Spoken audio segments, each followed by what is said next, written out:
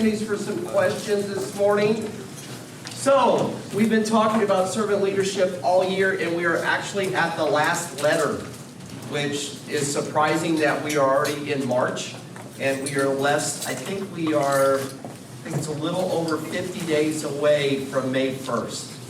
That's just the reality of where we are right now with the semester. So we've been talking about servant leadership, and servant leaders, let's just go back to this. They seek to serve by being mission and vision driven. What I mean by that is they've got to know the organization that they're working with. If it's part of a family, me as a dad, a servant leader, I've got to know my family and know where I want to take my family before I can ever serve them. Because if I don't know my family and I know where we want to go, the problem is I'm just going to lead and my kids are not going to see a consistent dad. And that's part of servant leadership. And then also, how do I make sure that it's about the customer? Remember, I think a lot of times customer gets a bad word or a bad rap because it looks like it's a financial transaction. It is a relational transaction. Meaning, a customer gives to you, you give to them. It's relational. We in our world, in our Western world, in our American way world, in our economy world, we made the customers like, well, we've got to get the money from them or we don't have a business. I want us to change our mindset of that. So first and foremost, you've got to be mission and vision driven and then customer focused. And we've walked through these different things. So let me just give us a little bit of a rerun. Sacrificial. Are you willing to give of yourself? That's what a servant leader does. Starts with that. Sacrificial. Effective. There's a difference between effectiveness and efficiencies. Efficiencies is like, man, I can do things so well and so fast. I like to operate that way, but a lot of times I'm doing the wrong thing so well and so fast. Effective servant leaders make sure they know what is the right thing for them to do. Responsive. And we've all worked with leaders who just like you send them an email, you send them a text, hopefully that's not me, but you send them an email, you send them a text, and then there's crickets. You don't hear anything. The idea of a responsive servant leader is they know and they get back to you because they know that silence is its own narrative. So they've got to be responsive. Visionary. When I mean visionary, they can see the past, they can see the future, but they can also see the present. I think a lot of times people think of the word visionary and they think, oh, it's all about the future. Nuh-uh. It's understanding the past, it's understanding the present so that you can plan for the future. Awareness, you've got to be aware of yourself, of others, and in the current situation. You've got to have an awareness. You cannot just be walking around with your earbuds in, not knowing what's going on around. Now, that's fun for me when I sneak up on somebody who's doing that because you can scare the living pajamas out of them. You can just scare them, and it's awesome. But the idea is you've got to have awareness around you. Be aware. Have your head on a swivel. Be aware as a leader. And nimble, we talked about that the last time. That's just the ability that you can change. I think a lot of times servant leaders stop being leaders because they're so strict and they don't have the ability to change. They break. And I think we need to, in our world today, be able to change. I walk into church every Sunday that I'm running sound, understanding that something's going to be different that day. And it's my job, if I'm going to be a servant leader, even though I'm not the person that is in charge, I'm still a leader because I'm having the opportunity to go, I'm going to go with the flow, I'm going to change, and I'm going to do my best. But the last one, and the one we're talking about today, is trustworthy. So when you look at trustworthy, is that the idea of it is, we want to make sure that if you're going to be trustworthy, you got to understand one thing, and we go back to our BZ thing, which means we're going to provide this extraordinary effort, and we're going to strive for excellence. Doesn't mean you're going to be perfect. You're going to ruin your trust at times. You're going to lose trust in other people at times. But it starts with this. So let's break down trustworthiness. So you see all these 7 things that we've talked about. Trust holds everything together. Now think about that. Sacrificial, effective, responsive, visionary, awareness, nimble. Without trust, none of those matter. None of them matter. The trust is the glue. It holds it together. If you can't trust somebody, it doesn't matter how well he or she is aware of you. You're going to be like, I don't really trust him. Or if you can't trust somebody, it doesn't matter how effective they are, you're not going to be willing to jump on board. So trust is what holds everything together, and that's what we're going to talk about. So here's some facts about trust. Number 1, it's earned. It's not always given. It's not like, hey, why don't you trust me, Anna? I have got to earn my trust with Anna. Every day you are earning trust with somebody. It is not given, it is earned. Now, let me flip on that. Even though I said it's not given, you have to give trust to people. If you have a parent, you trust them. You give that trust. That's a part of trust. You ever done a trust fall? You stand up here, you fall backwards. I'm not going to do it because you let me fall on the ground. But the idea is like you stand up here, you fall backwards. You're trusting those people because you're giving that trust to that person. You are entrusting them to catch you. So yes, you've got to think as a leader that I can't expect that, hey, just walk in, I'm now the new boss, or I'm now on this team, so you just got to trust me. No, you've got to earn it. But you as the leader also have to be willing to give trust. Trust is the confidence that others have in you and you have in them. That is so basic. When I do a trust fall, I am demonstrating that I trust the people behind me. So I'm demonstrating that I trust them, and I'm hoping that they will trust that I won't flare my arms when I go down. Have you ever done a trust fall with somebody who doesn't trust, and you get hit in the face because they flare their arms? Yeah, that happens.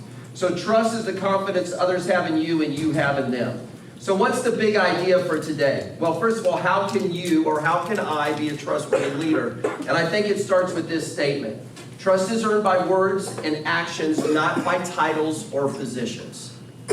So just because you might not be the top leader doesn't mean that you can't be the trustworthy person, the most trustworthy person in the room. I think that's the key thing in leadership, is that you have got to trust. You've got to relay and build trust so that even if you're not in the number one chair, you're the one that people trust. And we'll go deeper into that here in a second. So what does it mean? Well, here's a trustworthy servant leader. I believe they have a couple of things. Strong moral character. So a trustworthy servant leader should have strong moral character. Trustworthy servant leaders seek to earn the trust of others by being dependable and knowledgeable. So let's break it down. Moral character, dependable, knowledgeable. So we're going to break it down by that real quick, and then we'll talk about it. So moral character. I asked a group of you, I was in the office about 4 weeks ago, hey, what does it mean for you to trust somebody? Give me some words. And here are some of the words that came out from that. And I believe it goes back to your character. Integrity. Now, trust, we make everything about trust your integrity. But let me tell you, if you're not a person of integrity and you can't keep your word and you don't mean what you say and you get caught in lies, nobody's going to trust you. I don't care how good you are at your job. If you do not have integrity, you are not trustworthy. So that's the first one. Humility was another word that came up. Trustworthiness means that, remember we say that perfection's a myth? I could list for you, take me about the next 2 hours, how many times that I have failed in the last several months. With this team, with at home, at church, with other things. And I think the key thing to a trustworthy leader, and I had somebody tell me this the other day, it was because we're dealing with an issue with one of our kids. Hey, how do we help him? How do we help him grow? And one of the things this guy said is that he needs to see you humble. If he's going to trust me as his dad, he needs to see that I'm humble, and when I make mistakes, I own them. So trustworthy is humility. Diligence was another word. Hey, they're going to work hard. They're going to work for my trust. They're going to work so that I can believe their actions. Candor, they're going to be honest. They're not going to just walk in and when somebody says, hey, how you doing today? Fine. What's going on today? Nothing. I feel like I work with teenagers sometimes. That's what I get from Keegan when I go home. It's like, hey, how was your day? Good. Anything happen? No. I'm like, I know something happened. But the idea of it is have a little bit of candor. And that's what it means in a leadership community, is that you're willing to tell people when you're struggling. I think too many times in Christian worlds, we do not want people to see our imperfections. Guess what? We all have them, right? So let people see them. So it's candor. And discretion and discernment is another element of trustworthy leadership. So when you look at moral character, you look at these words: integrity, humility, diligence, candor, discretion, and discernment. There are probably hundreds of more. But this is what, when I looked at the 30 that I got from students, this is what we narrowed it down to. And I think without humility, who cares how much you do your job well? If you're not humble, I'm not going to trust you because it looks like it's about your ego. If I don't do my job every single day, You might think, well, Brian does his job when he wants to do it, but not when it's necessary. That's the diligent part. It's the moral character. Trustworthy servant leaders need to have strong moral character. The next one, words. Because I think with the being dependable and reliable, it gets to words and actions. So let me talk about words real quick. Your words matter, so keep your word. So if you promise to be at something, be at something. If you tell something, hey, I'm going to be there at 7:30 for sound check because Antonio likes to do sound checks so early in the morning, I'm going to be there before he gets there so he knows that he can trust me. That's what I'm going to do. So if you say you're going to be there, keep your word. Watch your words.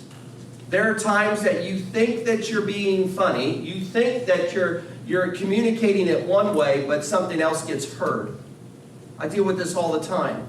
Communication is not what you just say, it's what the other person hears. You might have no ill will towards what you just said, but it was taken in a way that really offended somebody, and you cannot deny how they feel. So go back to the humility part and own that part. Now, there are times that I'm in relationships with people and something gets said in a meeting by another director. I can't immediately go, I've got to give them the benefit of the doubt, and that's where that trust is given. Okay, Brad Smith didn't mean anything by this. I use Brad because he's the nicest guy in the world. Brad Smith didn't mean anything by this, but I was a little offended by that. Well, I'm going to believe the best, but I'm going to go ask questions later. So some of it's there. Watch your words. Words protect, meaning that if you're going to say something, make sure you're saying something that builds people up, not tears people down. And then the last one, gossip kills trust, doesn't it? You want to kill anything? Talk about somebody, talk about a situation. And this is the world that we live in. We live in a world right now that is not looking for resolution. They're looking to be in a revolution. Think about that. They're not looking to solve things. They just want to fight things. And it's so easy to get behind a computer and just start typing away anonymously or even things and doing your relationship behind the computer. But let me tell you, that can kill trust because it's gossip. Actions. Show up. Talked about that just a second ago. Show up. There are times that I just don't want to show up to a meeting. I want to cancel it. I want to do that. But I know that if I do that, I don't want to be seen as, well, I can't trust Brian. Yeah, I asked for this meeting for this time, and he wasn't there. So you got to show up. Now, there are times, the Renova meeting was on Tuesday. We had a family issue with our family.